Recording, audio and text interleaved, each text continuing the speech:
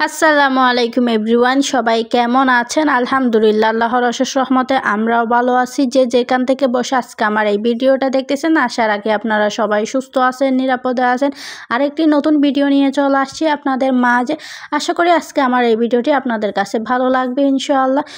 তো আমি আজকে রান্নাঘর থেকে ভিডিওটা শুরু করলাম। আজকে সম্পূর্ণ রান্নাঘর ডিপ ক্লিন করে নিব আর কি। তার জন্য এই যে ক্লিনজারটা দেখাইছিলাম, ওইটা গরম পানি ভিনেগার দিয়েই আর কি ভিম লিকুইড দিয়ে তৈরি করে নিয়েছি। এটা তো সবাই জানে, আমি আর কি বলবো। তারপরে একটু বলে দিলাম আর কি, যদি কেউ জিজ্ঞাসা করে ওই কারণে আর কি। অবশ্যই কেউ জিজ্ঞেস করবে না, তারপরে বলে দিচ্ছি আর কি, কারণ আমাকে ক্লিয়ার করতে হবে ওই কারণে আর কি। আমার ভিডিওতে আমি কি কথা বলতেছি ওইটাই আর কি।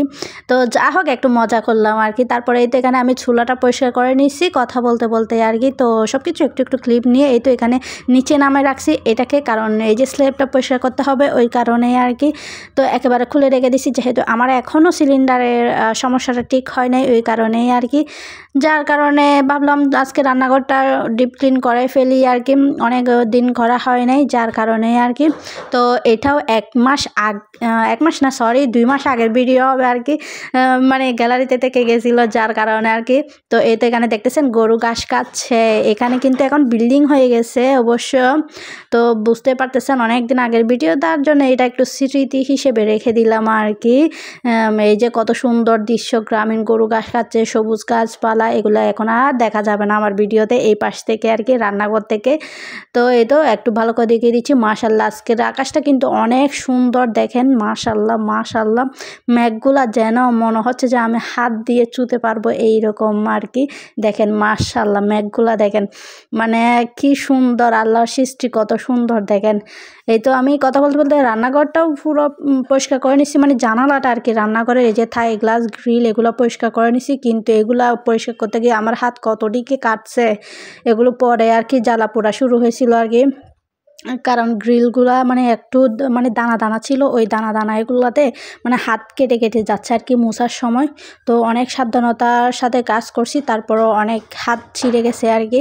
তো কিছু করার নাই, পরিষ্কার তো করতে হবে। তো এই তো আমি এখানে টাইলসগুলো পরিষ্কার করে নিচ্ছি আর কি। তো যতটুকু সম্ভব হয় আর কি, একজনে মানে একদিনে আর কি। তো ততটুকুই পরিষ্কার করে নিচ্ছি আর কি। এই তো এখানে আমি এবার বাকি ক্লিনজারগুলা গ্লাসে রাখছিলাম, ওইগুলা এবার মানে বোতলে ঢেলে নিচ্ছি আর কি। তারপরে এটা ধুইয়ে রেখে দিব একটু ঘষা মাজা করে আর কি। এই যে দেখতেছেন এখানে একটা সাদা র্যাক দিছি, ওই যে হ্যান্ড ওয়াশের বোতল, ভিম লিকুইডের বোতল রাখছিলাম আর কি। এই যে এটা, তো এটা হচ্ছে যে মানে জমিদারের বিরুদ্ধে গিয়েই আর কি লাগাইছি আর কি, মানে ওনাকে না জানিয়েই আর কি ডিল করে লাগাইছিলাম এটা। কারণ হচ্ছে যে এখানে মানে সাবান কেস মানে কোনো কিছুই নেই যে সাবান কেসগুলো রাখবো, এই যে এত বোতল এগুলো লাগবো, মানে এটা কোনো জায়গা নেই, মানে জানালায় রাখবো সেটারও কোনো উপায় নেই। কারণ হচ্ছে যে জানালায় রাখলে যখন আমি গ্লাসটা খুলবো তখন এটা রাস্তায় পড়ে যাওয়ার সম্ভাবনা বেশি, যেহেতু এটা মানুষের হাঁটা চলার রাস্তা, গাড়ির চলার রাস্তা, তখন মানুষের মাথার উপর পড়লে তো আমাকে বকা শুনতে হবে। এই যে দেখতেছেন কমলা কালারের এটা নিয়েছিলাম অনলাইন থেকে, কিন্তু এটার অবস্থা এত খারাপ কি বলবো। মানে আমি এই যে বোতল এগুলো রাখার জন্য কর্নারের জন্য নিয়েছিলাম আর কি, কিন্তু দুর্ভাগ্যবশত এইটার মানে স্টিকারগুলা মানে একদম টেকসই না। মানে আমি অনেকবার লাগাইছি, এগুলি বারবার ছুটে যায়, মানে হালকা জিনিস রাখলেও এটা ছুটে যায়, মানে কি বলবো একদমই বাজে। আমার পুরো টাকাগুলাই নষ্ট হয়ে গেছে আর কি। তো কি আর করার, এটা এভাবেই এখন ইউজ করতেছি, মানে নিচে রেখে আর কি, তার মধ্যে বোতল রাখতেছি আর কি, পানির বোতল এমনিতে। তো এই যে দেখেন এটা মানে এখনও জমিদার জানে না, মানে ড্রিল করে লাগাইছি, মানে জমিদার তো বলে দিছে রান্নাঘরে মানে কোনো ড্রিল করা যাবে না। তারপরও আমরা মানে কিছু উপায় বাহির করে 2টা ড্রিল করে মাত্র এই জুড়িটা লাগাইছি আর কি, র্যাক যাই বলে আর কি, মানে 2টা ড্রিল করে লাগাইছিলাম আর কি।